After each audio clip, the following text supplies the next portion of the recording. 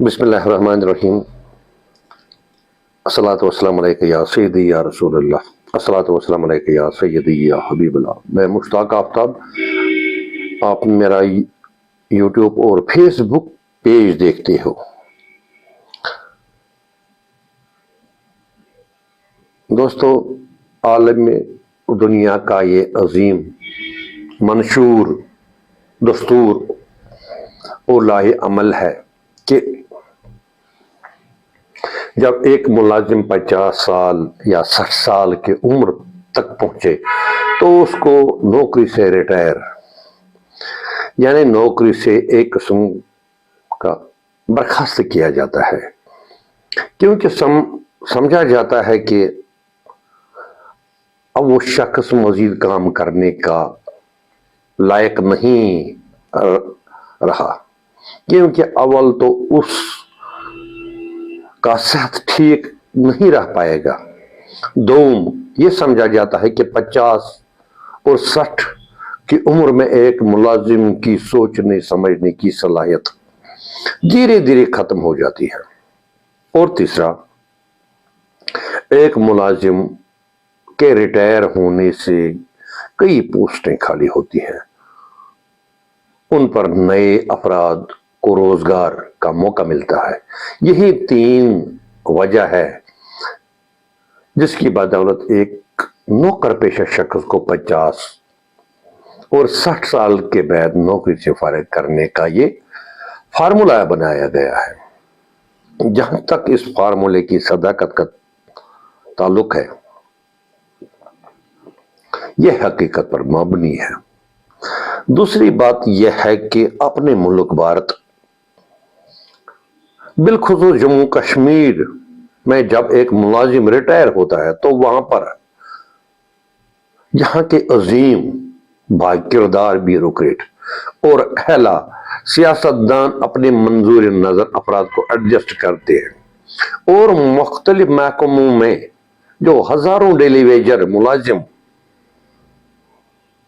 جن کو ایک سال کے بعد بھی تنخواہیں نصیب نہیں ہوتی ہیں، ان کے اہل عیال کی طرف کوئی دھیان نہیں دیتا ہے۔ بہت سارے ڈیلی ویجر ایسے ہیں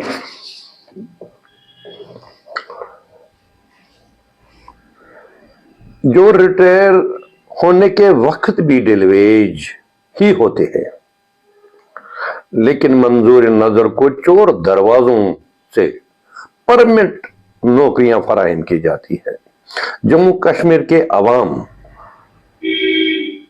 کو عرص دراز سے ایسے تحفے مل رہے ہیں۔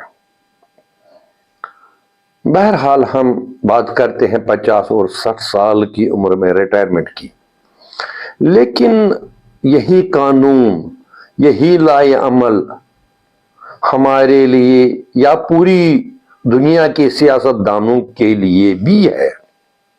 جب ایک 50 سال کا شخص کلرک یا 60 سال کا تحصیلدار جس کے ماتحت کچھ علاقے یا تحصیل آتے ہیں،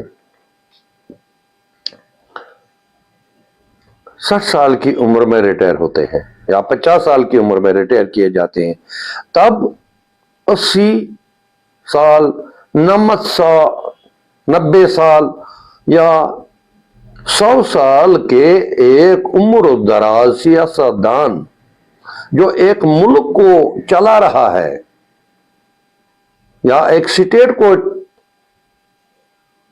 چلا رہا ہے، کیا اس کے لیے یہ قانون نہیں ہے؟ کیا قانون میں لکھا ہے کہیں پہ کہ وہ 50 سال 60 سال کے بعد صحت مند رہ پائے گا؟ کیا اس کا دماغی توازن 50 کے بعد بگڑ نہیں جائے گا، جس طرح ایک ملازم کو، ایک جوان کو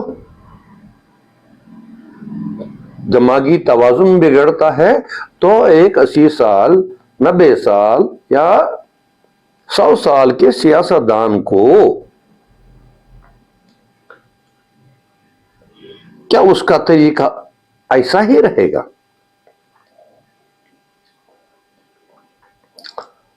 एक तरफ छोटा सा क्लर्क, दूसरी तरफ एक मुल्क चलाने वाला, स्टेट चलाने वाला।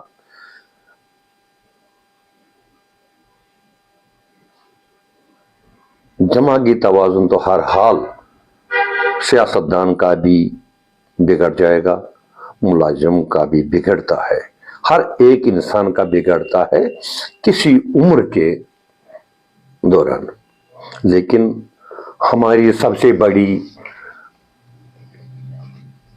प्रॉब्लम यह है कि सियासतदान, जिनको एक एक सियासतदान हमने ऐसे भी देखे हैं कि जिनको 3 आदमी उठाते हैं, लेकिन सियासत की कुर्सी से चिपकते रहते हैं, क्योंकि ये मिठास है। इनसे दूर नहीं जाना चाहते हैं, और ना इनको कोई कानून ये पूछता है कि आपका दिमागी तवाज़ुन सही है। आपका सेहत जब सही नहीं है, दिमागी तवाज़ुन कैसे ठीक रह पाएगा? ये हमारे लिए बहुत बड़ी बदनसीबी है। दुनिया भर के इंसानों के लिए सबसे बड़ी बदनसीबी है कि ऐसा कानून है। यहां पर यह कानून मार खाता है।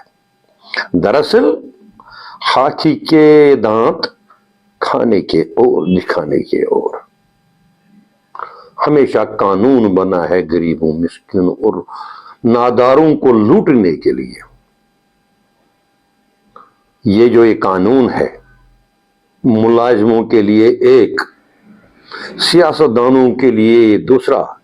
मुलाजिम 60-50 साल के बाद रिटायर किया जाता है, सियासतदान 100 साल के बाद भी सियासत की कुर्सी पे जलवे अफरोज होकर अवाम को लूट रहे हैं। खजाने आए मेरे को दो, हाथों तो हाथों से लूट रहे हैं, और इन्हीं लोगों की बदौलत से मुल्कों में रिश्वतखोरी का बाजार बामी उरूज तक पहुंच पा रहा है।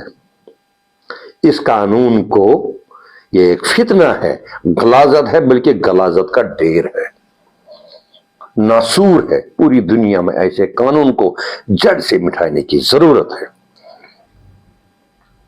जिसमें अवाम, मुलाजिम के लिए एक कानून और सियासतदान के लिए दूसरा कानून। ये कानून ही नहीं है, ये एक फितना है। मुझे दीजिए इजाजत। खुदा हाफिज।